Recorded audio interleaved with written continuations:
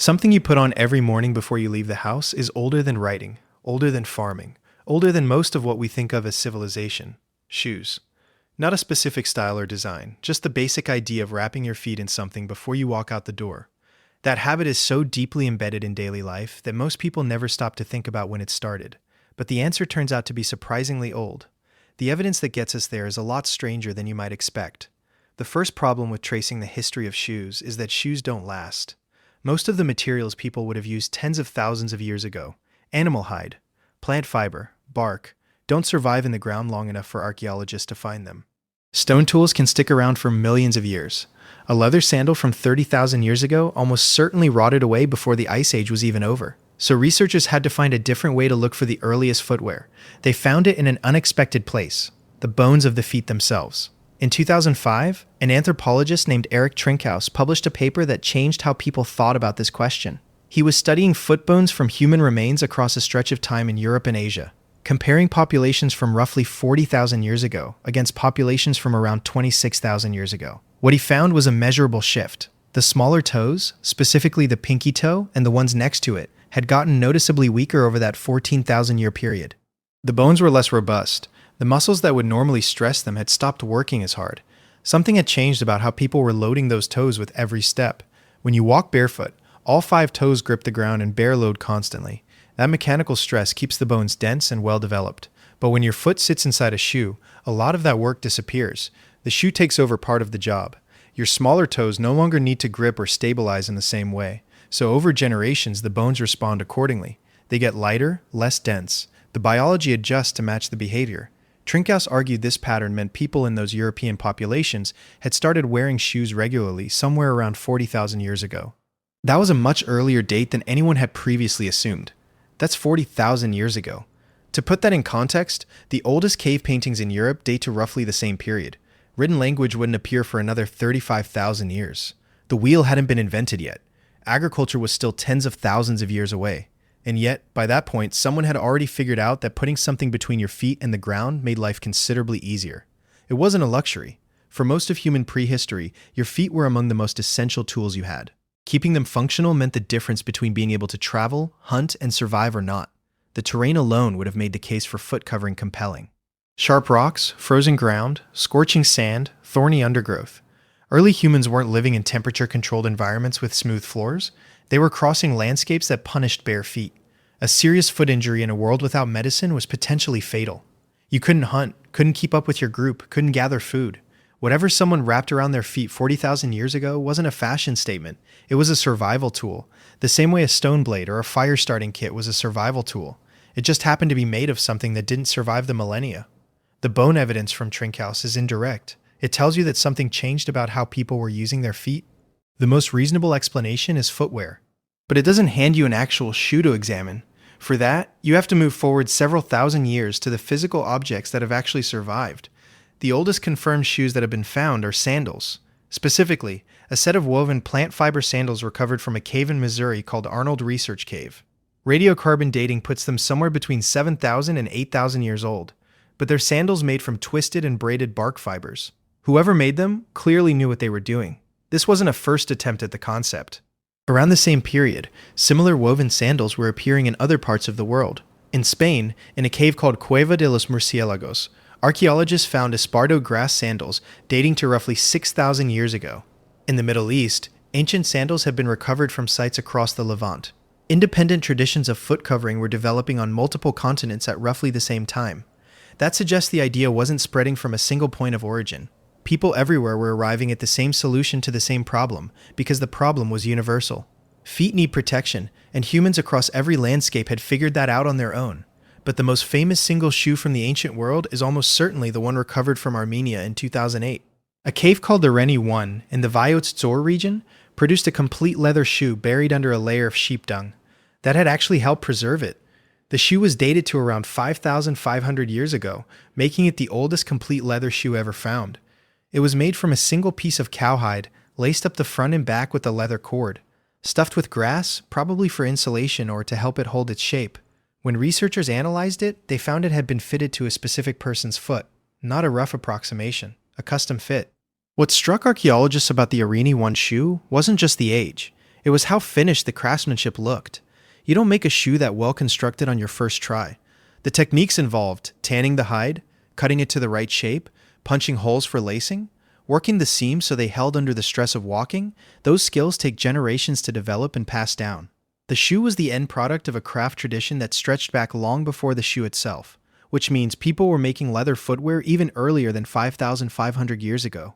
The Arini shoe is probably not close to the beginning of that tradition. We just haven't found the earlier examples yet. What's particularly interesting is that this shoe was discovered alongside other artifacts that revealed a surprisingly sophisticated settlement. The cave contained evidence of wine production, domesticated grains, and organized storage systems. This wasn't a nomadic band making emergency footwear. This was an established community with resources, knowledge, and presumably time to invest in crafting. The presence of a custom-fitted leather shoe in such a context suggests that by 5,500 years ago, shoemaking had already become a specialized skill worthy of investment in a settled population. Around 500 years after the Arini shoe was made, a man walked into the Alps and never came back. He was found in 1991, frozen into a glacier on the border between Austria and Italy. Preserved in such remarkable condition that researchers could examine his clothing, his tools, the contents of his stomach in detail. He's known as Ötzi the Iceman. He was somewhere between 40 and 50 years old when he died, roughly 5,300 years ago. His shoes were built from 3 different animal hides. Bearskin formed the sole, deer hide made up the upper. A framework of tree bark netting held it all together. The inside was lined with soft grass that functioned as an insole, providing both cushioning and insulation in cold alpine conditions. Ötzi's shoes were later reconstructed and tested by researchers who found them highly functional for mountain terrain. The design kept his feet warm, provided grip on uneven surfaces, distributed his weight in a way that reduced fatigue over long distances. He had no machinery, no industrial materials, no standardized manufacturing process. Yet the footwear he was carrying was genuinely well engineered for the environment he moved through every day. Some researchers have noted that the construction logic resembles an early form of snowshoe in the way it spreads load across the sole. These weren't just foot coverings. They were built for a specific landscape with specific challenges in mind. The Iceman's shoes also revealed something about mobility in prehistoric mountain regions. The sole construction pattern suggested regular, long-distance travel. This wasn't someone who stayed in one valley and rarely ventured far. The shoe itself was evidence of an individual who covered significant ground across difficult terrain. The quality of the workmanship also suggests that Ötzi had access to a specialist. Either he was the specialist himself, or someone in his community possessed the knowledge to create such well-fitted, environmentally appropriate footwear. Either way, it indicates that shoemaking had become important enough that the knowledge was being prioritized and preserved in alpine communities 5,000 years ago. Meanwhile, in ancient Egypt, shoes were carrying a different kind of weight entirely. Egyptian sandals date back at least 5,000 years, ranging from the purely functional to the highly symbolic. Sandals made from papyrus reeds were common everyday footwear for ordinary people. But for the pharaoh and the upper classes, sandals were made from leather, sometimes decorated with gold leaf. They communicated status as clearly as any other marker of rank. There are images on temple walls showing enemies painted on the soles of a pharaoh's sandals, so that every step was a deliberate act of symbolic dominance. Tutankhamun's tomb contained more than 80 pairs of sandals, some so elaborate they were almost certainly never worn. The Egyptians also established one of the earliest known professional roles dedicated entirely to footwear. Sandal bearers who served the pharaoh held recognized high-status positions. They were depicted in tomb art and listed in official records alongside other important court officials. The fact that an entire profession existed around making and maintaining shoes tells you how central footwear had become to daily life and social structure by that point. This wasn't someone crafting a survival necessity by a campfire anymore. It was specialized labor, organized at the level of a state institution. Ancient Mesopotamia followed a similar pattern. Cuneiform tablets from around 3,000 years ago record transactions for sandals and shoes, with specifics on materials and pricing. In the ancient Near East, going barefoot in certain contexts was a recognized sign of mourning, poverty, or deliberate humility. In specific legal rituals, removing a sandal was a formal gesture that transferred property rights from one party to another. The sandal had become embedded in law, commerce, and religion simultaneously. What started as protection from rough ground had accumulated layers of cultural meaning so dense that a single object could do the work of a contract, a symbol, a prayer all at once. Greek and Roman approaches to footwear developed along a slightly different path. The Greeks produced sandals and shoes for a wide range of purposes. From simple flat sandals for everyday use, to thick-soled theatrical buskins worn by tragic actors to make them appear taller on stage. The Romans then pushed shoemaking towards something close to a standardized industrial system. Roman shoes have been found across the entire breadth of the empire, from Britain to North Africa to the edges of Mesopotamia. They're often remarkably consistent in design and construction. The Romans had cobblers operating in every city. They developed specific shoe types for distinct purposes: military boots, civilian sandals, women's shoes, children's shoes, all recognizably different in their construction. Roman soldiers wore a specific type of military sandal called a caligae, a heavy open sandal with a thick hobnailed sole. The hobnails served two functions. They extended the life of the leather underneath. They provided grip on rough or muddy ground. Soldiers marched hundreds of miles in these things. The quality of their footwear had direct consequences for how far and how fast an army could move.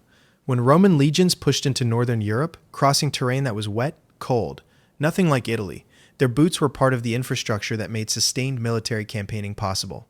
A soldier with ruined feet is a soldier who can't fight. The Romans understood that equation clearly. In China, shoes were developing along an entirely separate tradition at the same time. Silk shoes from the Han Dynasty, dating to roughly 2,000 years ago, have been preserved in tombs and show sophisticated construction. Chinese craftsmen also developed a technique called the turned sole method, where the upper and sole are stitched together with the seam on the inside and then reversed outward, producing a clean finish without an exposed edge. This approach was in use in China long before it appeared in European shoemaking. It eventually became one of the standard construction methods in Western footwear. The history of shoes keeps turning up these parallel innovations. Different cultures solving the same structural problems independently and arriving at remarkably similar answers. In India and Southeast Asia, distinct traditions were also emerging. Leather chapels in India showed construction methods that persisted for millennia, with uppers stitched to sturdy leather soles and designs that proved efficient and durable. Vietnamese and Thai shoemakers developed their own regional variations suited to tropical climates, using lighter materials and ventilation strategies adapted to heat and humidity. These traditions weren't isolated. They influenced each other through trade routes and contact, but they also developed independently in response to local environmental conditions. The consistency with which cultures worldwide arrived at practical footwear solutions suggests that the problem of protecting the foot is universal, but the solutions themselves could vary significantly based on available materials and climate. The medieval period in Europe turned the shoe into a genuine vehicle for social competition. The most extreme example is the poulaine, a shoe with an extraordinarily elongated pointed toe that became fashionable across the continent during the 14th and 15th centuries. At the height of the trend, the extended toes on wealthy men's shoes stretched so far beyond the actual foot that some people attached the tips to their shins with small chains to keep from tripping. Actual sumptuary laws in several countries regulated the permitted length of shoe points based on social rank. Commoners were allowed a modest extension. Knights could go longer. Nobles had effectively no practical limit, except their own tolerance for looking ridiculous while crossing a room. The cobbler's trade had become one of the most widespread skilled crafts in Europe by this point. Guilds of shoemakers enforced quality standards, controlled pricing, and managed apprenticeships in cities across the continent.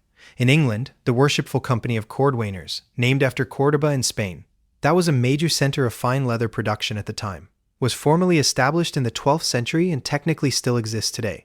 Shoes had traveled a very long distance from the hand-stitched hide wrappings of the prehistoric record to a structured professional industry with its own legal standing, trade networks.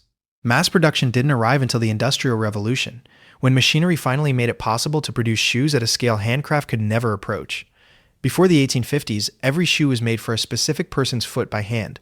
A cobbler measured your foot, cut leather to match, constructed the shoe around a last shape to your individual measurements. The result was footwear that actually conformed to your foot's geometry. The industrial standardization of shoe sizes later traded that individual fit for affordability and availability. That meant millions of people gained access to shoes while simultaneously losing the custom fit that had defined shoemaking for thousands of years.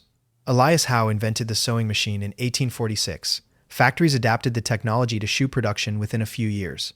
By the time of the American Civil War, Union soldiers were receiving machine-made shoes in standardized sizes. That was part of the logistical capacity that allowed an industrial army to sustain years of conflict in the field. The Confederate side lacked comparable manufacturing. Chronic shortages of footwear created real problems for Confederate troops throughout the war. Shoes were shaping military outcomes in the 19th century for the same fundamental reasons they had shaped them for Roman legions 2,000 years earlier. The specific technology had changed beyond recognition. The dependency had not. The development of standardized sizes actually created new problems, even as it solved others. Millions of people in the newly industrialized countries received shoes that didn't fit their individual feet properly. Calluses, blisters, and deformation became common complaints. doctors began noting that certain foot problems were increasingly prevalent in industrial populations. The solution that had been developed to prevent foot injury was now contributing to different kinds of foot problems.